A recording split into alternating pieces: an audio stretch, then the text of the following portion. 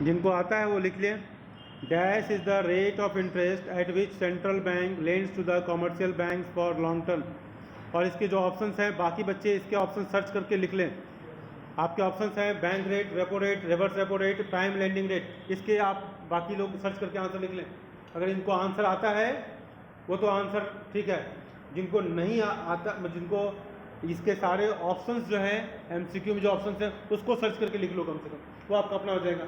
एक साथ 4 क्वेश्चन तैयार होंगे ना। ठीक है, बोलिए किसको आता है, रेज योर हैंड। ठीक है, you are not allowed to participate in this question. ठीक है, अंश भट्ट नहीं आता, वेरी बैड। ये क्वेश्चन आपके लिए आपसे उम्मीद नहीं थी है। हाँ, शायद बैंक रेट है अंकित, बैंक रेट है। व्हाट इज बैंक रेट, खड़े हो जाओ। आपका नाम क्या है? आपका नाम हर्षित। देखो बेटा, अभी सेशन खत्म होने जा रहा है, अब नाम आपको नहीं मालूम हो रहा है क्योंकि कैमरा वैमरा ऑन हुआ नहीं, इसे पहचान नहीं पा। हर बच्चे को पहचानना चाहिए मुझे। बोलिए Harshit ji, bank rate, what is bank rate, how we are going to define the bank rate. Saksham ना, बोलिए। खड़े हो जाओ बेटा, पहले बात तो खड़े हो जाओ, ठीक से खड़ो। हाँ, अपने पैरों पर ठीक से खड़े हो जाइए, इससे बॉडी लैंग्वेज सही होनी चाहिए। बोलिए तिवारी जी, बताइए आप बैंक रेट को कैसे डिफाइन करेंगे। बाकी लोग ऑप्शंस आप तैयार कर लीजिए। ऑप्शंस हैं bank rate, reverse repo rate और प्राइम लेंडिंग रेट। लिख लो बेटा, चारों का डेफिनेशन लिख लीजिए आप लोग। लिख लो बेटा, वेरी गुड। ठीक है, बैंक रेट वो रेट होता है जिस पर आरबीआई कॉमर्शियल बैंक को लोन लेता है या कॉमर्शियल बैंक बोरो करते हैं आरबीआई से, जिस रेट पर, उसको हम bank rate, yes, long run के लिए। ठीक है, ठीक है, हाँ। और रेपो रेट और बैंक रेट में ये अंतर है, शॉर्ट टर्म के लिए और लॉन्ग रन के लिए होता है। ठीक है, शॉर्ट टर्म के लिए रेपो रेट और रिवर्स रेपो रेट, और लॉन्ग रन के लिए बैंक रेट। ओके, तो बैंक रेट का मतलब एक बड़ा सा सर्किल, अगर बैंक रेट है उसमें ये दोनों रेट इसमें उसी के पार्ट समझो एक प्रकार से। ठीक है, लेकिन बैंक रेट का जस्ट शॉर्टर वर्जन है रेपो रेट। बैठ जाइए। ठीक है, तो इसको तैयार कर लीजिए। ठीक है, और रिवर्स रेपो रेट क्या होता है? रिवर्स रेपो रेट, हाँ, बैंक कॉमर्शियल बैंक के पास जब एक्सेस फंड हो जाता है तो वो अपने फंड को पार्क करता है किसके पास? आरबीआई के पास। जैसे कस्टमर्स के पास, अंश भट्ट के पास पैसा ज़्यादा हो गया तो किसके पास? एसबीआई के पास जमा कर देता है। उसी तरह एसबीआई या जितने भी कॉमर्शियल बैंक उनके पास ज़्यादा पैसा हो जाता है तो आरबीआई के पास, दूसरे बैंक नहीं, इंटर बैंक की बात नहीं कर रहा है ना। हमारा और बैंक का जो रिलेशन है, ध्यान रखो, लिख लो, हमारा शाहीन का जो एसबीआई के साथ रिलेशन है वही एसबीआई का आरबीआई के साथ रिलेशन है। शाहीन का एसबीआई के साथ जो रिलेशन है वही रिलेशन, आप लोग आगे करते रहो बेटा, आप लोग रुको मत, आप लोग रुकिए मत। ठीक है, शाहीन का एसबीआई के साथ जो रिलेशन है वही एसबीआई का आरबीआई के साथ रिलेशन है। ठीक है, एसबीआई ने पैसा जमा किया, लिखो एसबीआई ने पैसा जमा किया आरबीआई में, आप लोग के लिए नहीं, आप लोग अपना करते रहिए, नोटबुक टेक्स्ट बुक ओपन कीजिए, काम करते रहिए, टाइम वेस्ट नहीं कीजिए। ठीक है, ठीक है, शाहीन ने एसबीआई में पैसा जमा किया, रेट ऑफ इंटरेस्ट मिला। उसी तरह एसबीआई ने आरबीआई में जमा किया, रेट ऑफ इंटरेस्ट मिला, और इसको हम क्या कहेंगे? Reverse repo. ठीक है, एसबीआई ने आरबीआई में पैसा जमा किया तो जो रेट ऑफ इंटरेस्ट है वो है रिवर्स रेपो रेट। ठीक है ना बेटा, ये ना। और आरबीआई से पैसा लिया एसबीआई ने, एसबीआई का मतलब क्या हुआ? कॉमर्शियल बैंक की बात करें, SBI is a representation of commercial bank. जब एसबीआई ने बोरो किया आरबीआई से तो यह हो गया रेपो रेट। ठीक है, शॉर्ट टर्म के लिए लिख लेना, शॉर्ट रन के लिए। ठीक है, नेक्स्ट क्वेश्चन। मैं आऊँगा बाकी बच्चों से, जिससे मैं क्वेश्चन पूछ रहा हूँ वो एक भी क्वेश्चन किया तो ठीक है, बाकी बच्चों से मैं सारे ऑप्शंस के डिफिनेशन देखूंगा, ये जान लीजिए आप। सारे ऑप्शंस जो बोल रहा हूँ ना, bank rate, reverse repo rate और प्राइम लेंडिंग रेट। ठीक है, ठीक है, चलिए next question is the dash is the agent, किससे क्वेश्चन पूछूंगा, ये पूछ रहा हूं मैं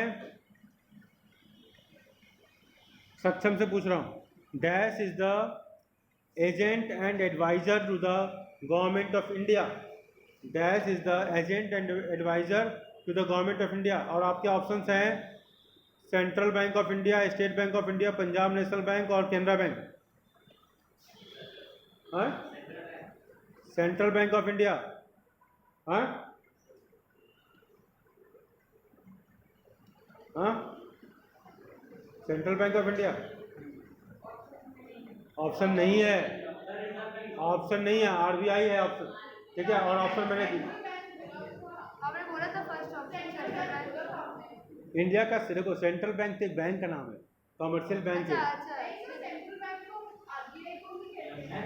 central Bank of India central bank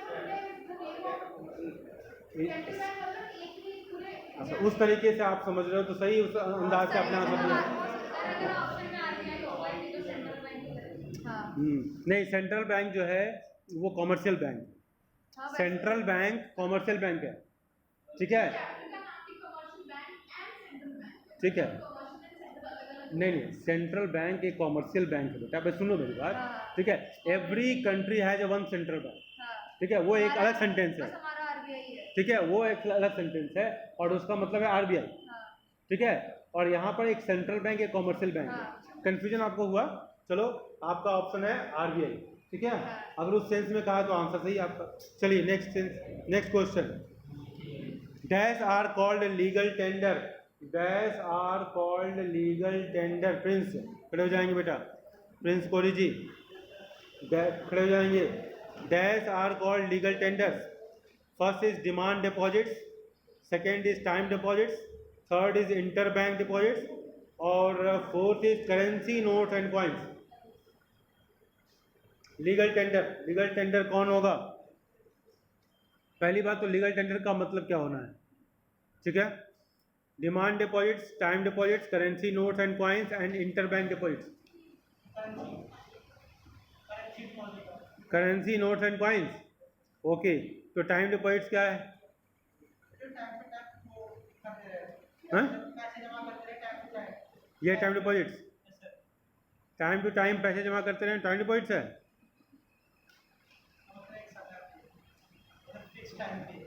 हाँ? ठीक है, विच टाइम डिपॉजिट जो है वो फिक्स्ड पीरियड के लिए डिपॉजिट किया जाता है। फिक्स्ड डिपॉजिट जो है ना हमारा 5 साल के लिए, 10 साल के लिए, जो भी होगा टेन्योर, वो टाइम डिपॉजिट्स है। और inter bank deposits, inter bank deposits अपना, इंटर बैंक डिपॉजिट्स के बारे में कोई मुझे बताएगा कुछ? ऑनलाइन वाले बच्चे भी, आप भी पार्टिसिपेट करें। इंटर बैंक डिपॉजिट्स के बारे में कुछ बताओ।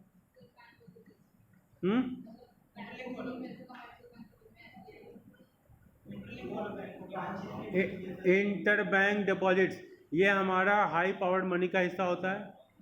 हाँ, इंटर बैंक, देखो डिमांड डिपॉजिट्स हम जब कहते हैं और मनी सप्लाई में ये हिस्सा नहीं होता है इंटर बैंक डिपॉजिट्स का। मेरे माइंड, नेट टाइम डिपॉजिट्स, जब हम नेट डिमांड डिपॉजिट्स की बात करते हैं तो ये इंटर बैंक डिपॉजिट्स उसमें शामिल नहीं होते हैं। मेरे माइंड समझ रहे हो? इंटर बैंक डिपॉजिट्स जो होते हैं वो मनी सप्लाई का हिस्सा नहीं होते हैं, इसलिए मैंने कहा कि उस पर थोड़ा प्रकाश डालिए आप। ठीक है, नेक्स्ट क्वेश्चन। चलिए, supply of money refers to quantity of money, जहाँ से supply of money refers to the quantity of money dash, और आपके ऑप्शंस हैं as on 31 March, during any specified period of time, C as on any point of time, D during the fiscal year. Harshit Sharma, supply of money, stand up बेटा। Supply of money refers to quantity of money dash as on 31 March, B during any specified period of time, as on point of time and during a fiscal year. जिससे पूछूं, smart मत बनिए आप लोग, मैं किसी को पनिशमेंट नहीं दे रहा हूँ, बस रियलाइज करा रहा हूँ कि ऑनलाइन में जो डिसास्टर हुआ उसको कंपेंसेट जल्दी करो, नहीं तो रिजल्ट खराब हो जाएगा। बस यही प्रयास कर रहा हूँ। सी वाला क्या है? ऑप्शन बता दूँ? पहला ऑप्शन है एज ऑन 31 मार्च, दूसरा है during a physical year, during any specified period of time, as on any point of time?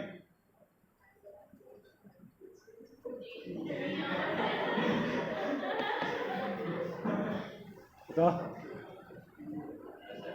बताओ, ऑप्शन बताओ, क्या आंसर क्या होगा? सी डी मत बोलो, क्योंकि सी बोलने में पीछे से बहुत कम समय लगता है, ऑप्शन आंसर पूरा बोलने में टाइम लगता है ना, इसलिए मैंने ऑप्शन चेंज कर दिया। तिवारी जी बताइए आप। मनी सप्लाई का डेफिनेशन सिंपल पूछ रहा है क्वेश्चन, ठीक है, ये ना सप्लाई ऑफ मनी, हाँ मनी सप्लाई का क्वेश्चन है ये। मनी सप्लाई, तो मनी सप्लाई को कैसे डिफाइन करेंगे? हाँ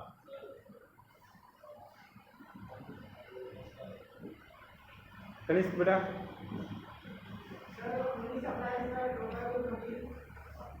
हाँ पूरा मत हटाया करो, जैसे कैसे मैं कर रहा हूँ। हाँ